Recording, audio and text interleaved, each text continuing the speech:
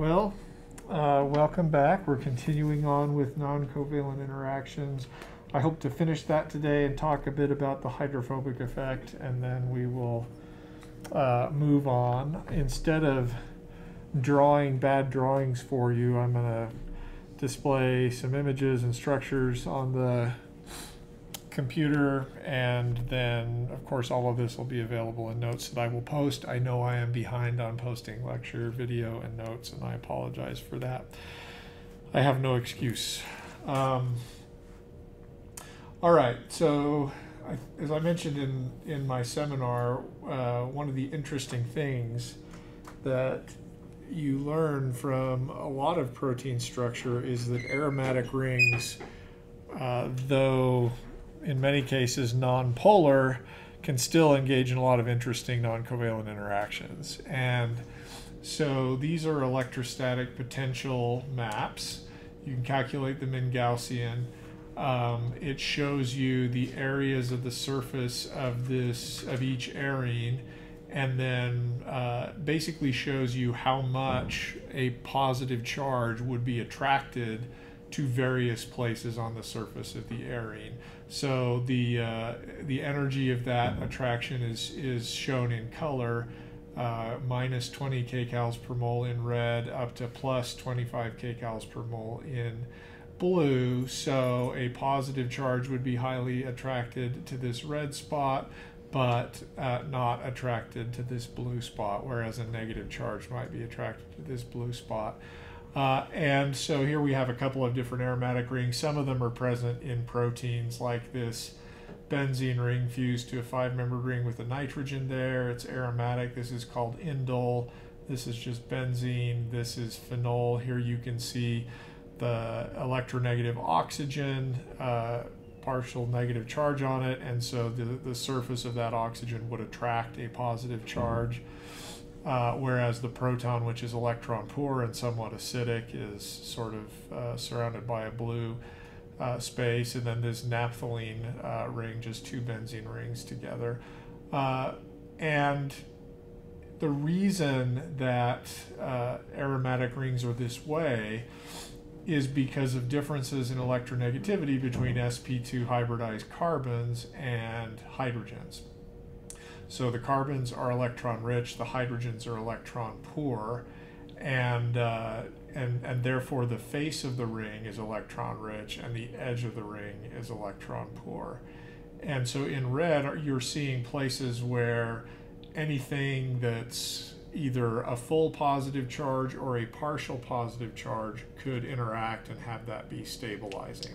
So there's a whole host of interactions involving aromatic groups that you ought to be aware of.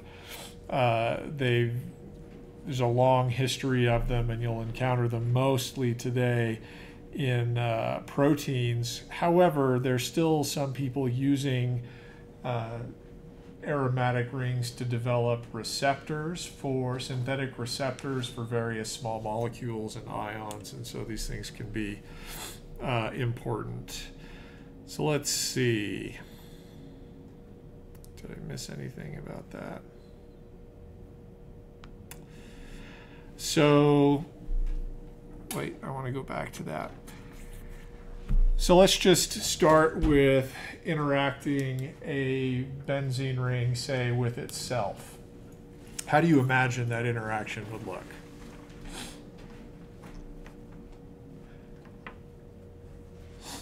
Got some ideas, got some options. You just want electron poor stuff interacting and touching electron rich stuff, right? So if the edge of the ring is electron poor and the face of the ring is electron rich, maybe you've got a T-shaped interaction, right? So I'll show you what that looks like.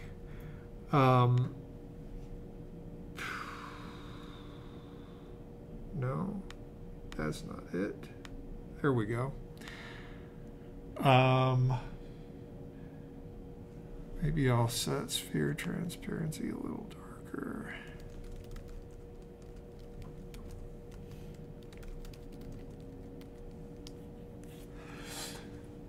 Yeah, I'll just make it 0 so that we can.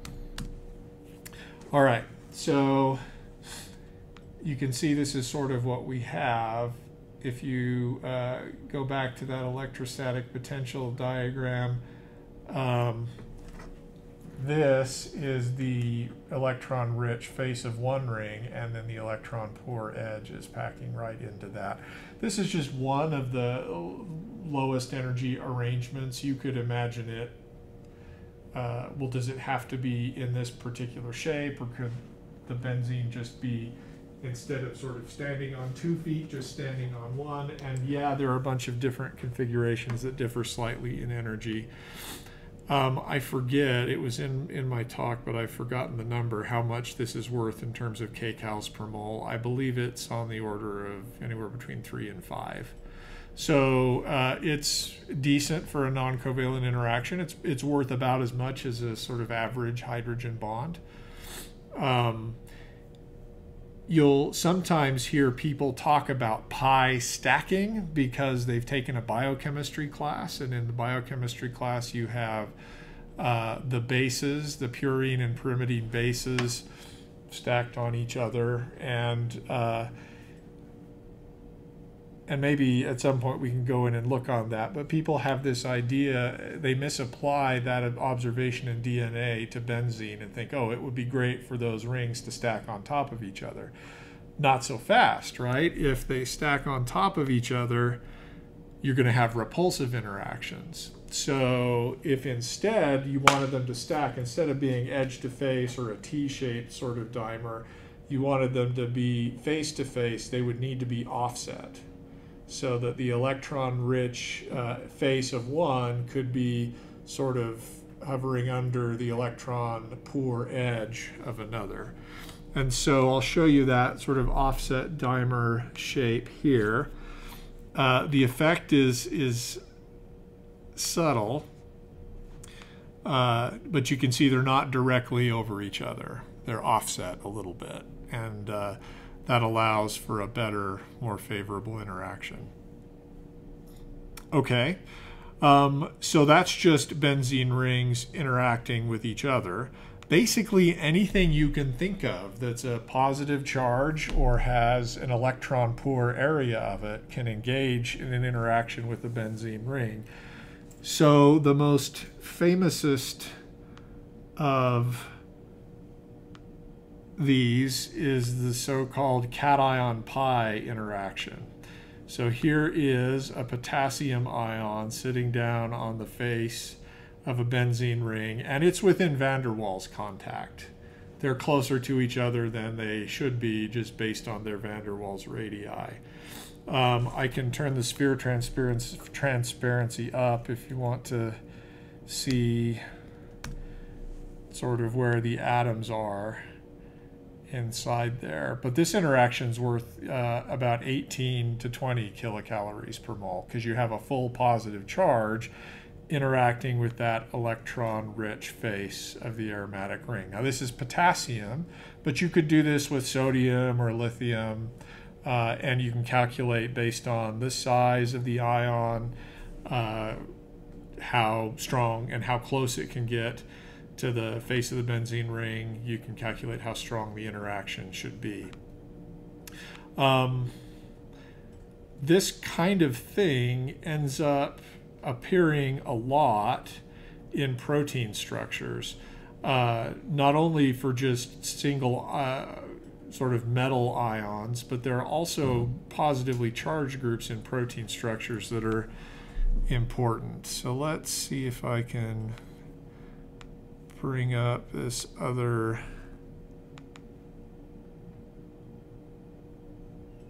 thinking. There we go. Display, setting, rendering, modernize. Oh, already has. Okay, so the identity of this protein isn't important because I don't remember what it's called. But here you're seeing in dark gray the aromatic rings of a tryptophan amino acid, a phenylalanine amino acid side chain, and a tyrosine amino acid side chain. Indole, benzene, phenol. And based on what I showed you from electrostatic, potential surfaces, which I'll just bring up again here, all of these have electron-rich faces where you might expect cations to be able to interact. Why are we not rotating here? There we go. In magenta are side chain groups that are positively charged at physiological pH. This one is lysine. That nitrogen is attached to 3 protons. In crystal structures, you can't see protons, so they're generally not shown. We could pretend we knew where they are and draw them there. But in general, you sort of look at this and say that's a lysine side chain. The pKa of the ammonium here is like 11, so you expect it to be, this group to be positively charged at physiological pH. This is arginine. It would, in its positively charged form, it would have 2 protons here, 1 here, and 2 there, with a positive formal charge shared and delocalized between these 3 nitrogens. The pKa of that's called a guanidinium group when it's positively charged, and that pKa is like 12.5. So again, at pH 7, that's going to be positively charged. And here's the other arginine side chain that's going to be positively charged. And we have here this sort of cation pie sandwich. You have positive charge here, aromatic ring there, positive charge here in between 2 aromatic rings, positive charge here directly over this aromatic ring and sort of near that one. And if you wanted to, you could do mutagenesis studies to try to figure out how much these interactions are worth, but they show up all over the place. And this is kind of an interesting pi, cation pi, cation pi, cation ladder. One interesting thing to talk about is if we zoom in on these 2 amino acids. I told you that the nitrogen should be positively charged, right? Because it's an ammonium group. We would draw, here's a carbon and then 3 other hydrogens. And you'd put a positive formal charge on that nitrogen. You with me so far? You can sort of see that? Okay. Then why is it that that nitrogen is not actually pointed towards the ring? What's going on? Go ahead, Heather. Possibly, so like this interaction is favorable, but it's not very strong. Okay. So it could be interacting with something else around it strong. Okay, that's actually a great point. The interaction's favorable, but maybe not that strong. And notice here you've got a negatively charged glutamic acid, so there's probably a salt bridge here that's also contributing, or at least relating to the structure. One of the things that Professor Dennis Docherty points out, because he's sort of the one that discovered that these interactions were important in biology, he points out that formal charge is electron bookkeeping and doesn't actually tell you where the charge is. So even though we would draw a positive formal charge on this nitrogen, if you, and assigning partial charges is difficult. You can do it through calculations. There's a few different methods to do it, and it's sometimes not clear which is the right one to do it. But even though you put a formal positive charge on this nitrogen, that doesn't change the fact that nitrogen's electronegative, right? And so it actually will pull electron density away from this carbon and from these hydrogens. And so there actually is a sizable partial positive charge on that carbon. And so that's why that carbon is pointed towards the aromatic ring, because that is where a lot of the positive charge is. Okay? So often you will see in cation pi type interactions, you will often see carbons attached to formally positively charged atoms, and the carbon being the one that's near the aromatic ring. And that's just fine because a substantial amount of the positive charge is on the carbon. Okay. what else do we want to say about cation pi interactions? They play an important role in the acetylcholine receptor. Acetylcholine has a trimethyl ammonium group that binds to some indole residues. I could, let's see, should we look that up? Probably not on the fly. Okay, so let's go back to the other types of interactions you can get with aromatic rings.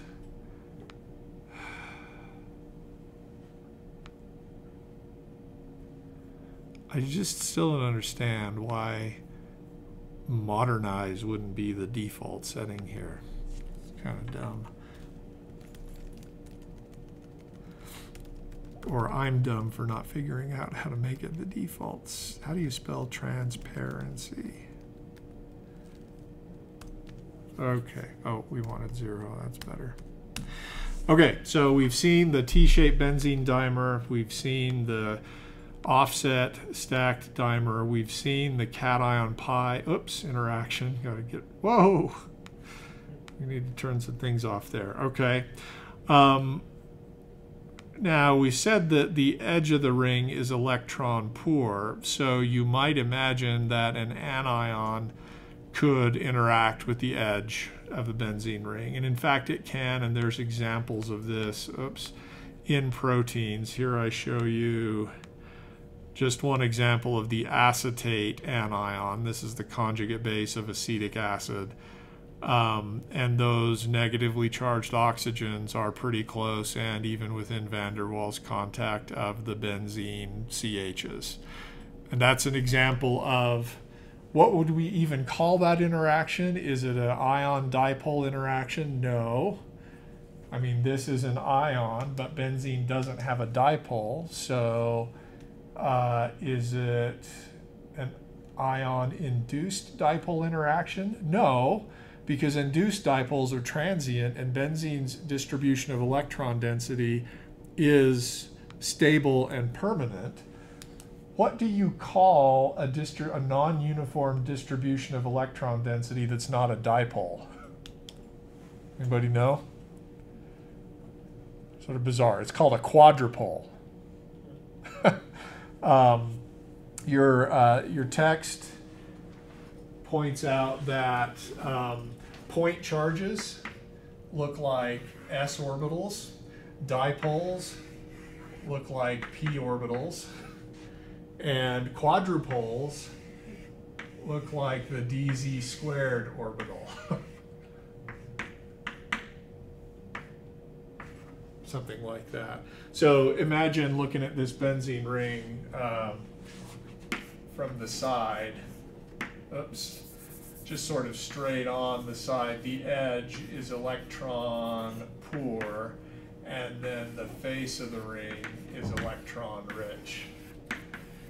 And your text says, well, this sort of looks like a dz squared orbital, but basically, if you have a non-uniform distribution of electron density, but it isn't a dipole, it could be a quadrupole. Now, there are higher order things besides quadrupoles, but none that we need to worry about.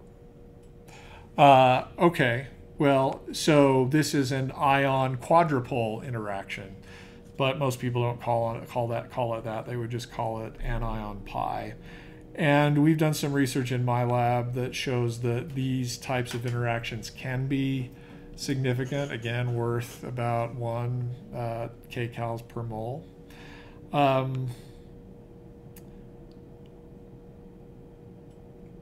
Another example of a non-covalent interaction involving benzene is where you take one benzene ring and replace the hydrogens with fluorines. So here is hexafluorobenzene. If you replace those hydrogens with fluorines, what do you predict that does to the quadrupole? What should be the character of the edge versus the face of this ring now? Should reverse it. Should reverse it, right? Because Fluorine's more electronegative than carbon. Remember, the whole thing about the quadrupole in the first place is that sp2 hybridized carbons are more electronegative than hydrogen. Well, we can switch that by replacing the hydrogens with fluorines. This is hexafluorobenzene. I don't have an electrostatic potential surface for this, at least. I've got it, I'm sure, somewhere, but not easily accessible. So here, the edge of the ring would be red and the face of the ring would be blue. And because of that, you can stack these two not quite face-to-face, but pretty close. It's much closer. It's much less offset than the benzene dimer because now you have an electron-rich face interacting with an electron-poor face on another aromatic amino acid. Some chemical biologists and protein chemists have taken advantage of this effect by synthetically putting in perfluorinated arenes into proteins, and in some cases that can strengthen the existing non-covalent interactions between aromatic rings and make proteins more stable. The chemist who's done a lot of this is at Boston College. His name is Junmin Gao, and he was a postdoc in Jeff Kelly's group, but has done a lot with fluorinated benzene derivatives. Let's see, does that take all of it? Oh, and then the last one that I think I talked about in my talk, any electronegative heteroatom hydrogen bond can point into the face of a benzene ring and you get a favorable interaction. And we've studied this in my lab. But you could imagine water could do this. People talk about sulfur hydrogen bonds being able to do this as well. Basically, any electronegative heteroatom bonded to hydrogen could engage in an interaction with a benzene ring. Now, we're talking about small potatoes here in terms of the strength of the interaction. I don't know that anybody says that anymore, so sorry. It's a reference, I think, to the fact that in Idaho the potatoes are like enormous. My son came home from fifth grade, and his teacher, they were learning about Idaho for some reason. His teacher had brought these big Idaho potatoes that her grandma had given her or something like that. I'm talking like enormous. We baked that thing, and that was Adam's whole meal. Small potatoes, of course, are the kind you get at the grocery store and aren't as impressive. So these interactions are small, but they can add up to make a difference in terms of how stable protein or a supramolecular system is. All right. So I think that's it for arene interactions. Anything you want to ask about that?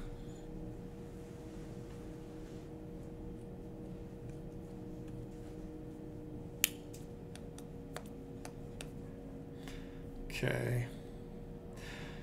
So the last non-covalent interaction I want to talk about before we get to the hydrophobic effect is something called the N to pi star interaction. So this is confusing. So I need to turn off the orbitals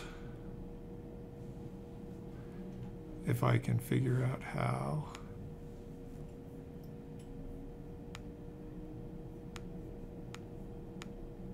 Hide. Remember, it's 45 and 47 that we've got to display.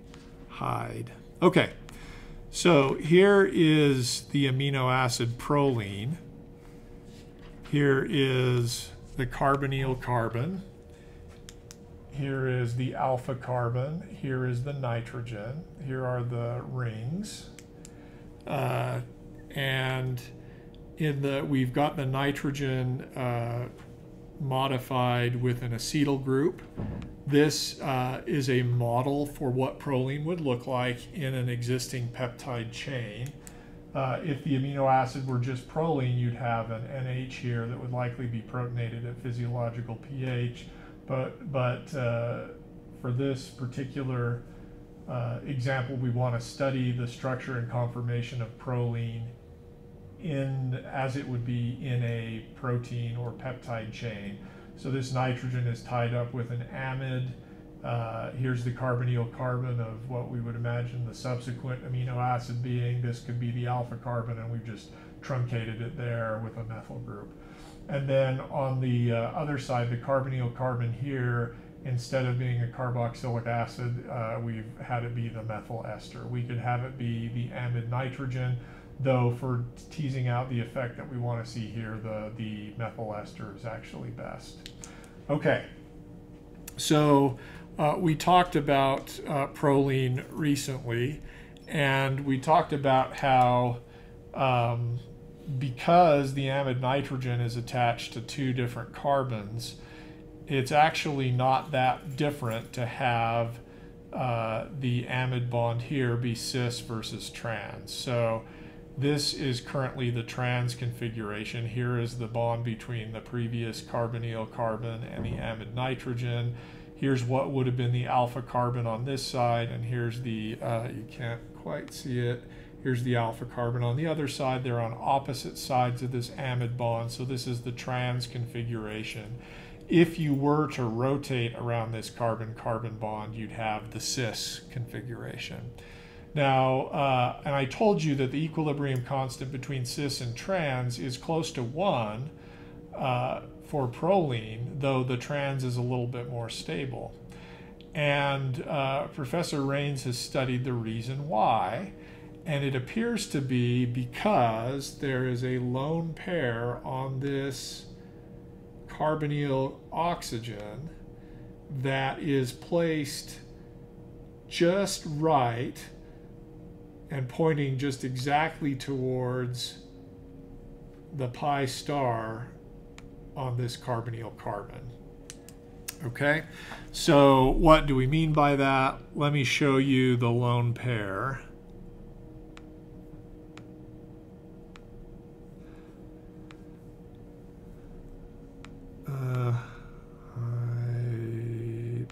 Whoops.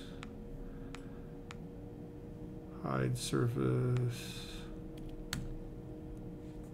Oh shoot, I decided maybe that was okay. No, that's the pi bond. What have I done? Okay, hide. I just can't read. That's my problem. Okay. All right, so this is the P-rich lone pair on the carbonyl oxygen. There's a little bit of it back here. Remember when we dealt with the group orbitals on formaldehyde, this is, I think, the pi CH2 minus 2p combination. But notice that that P-rich lone pair is sort of pointed towards where the carbonyl carbon is. I don't know why I'm trying to point simultaneously with my pointer and the arrow. That's kind of distracting. So now I'm going to show you, I'm going to turn off the lone pair, and then I'll show you the pi star associated with that carbonyl carbon.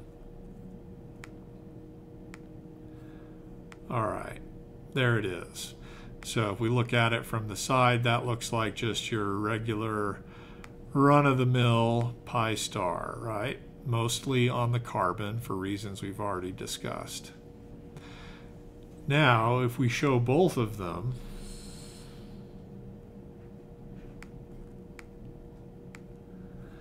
you can see there's actually an area where the two overlap.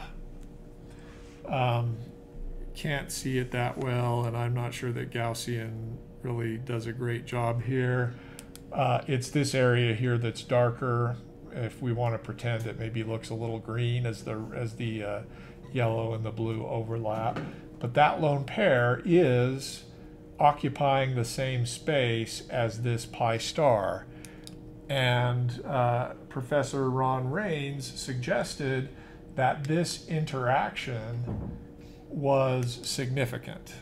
Okay, so And there's some work he's done that shows that it can be worth, again, about 1 to 3 kilocalories per mole. Now let's make some predictions, shall we? What should happen to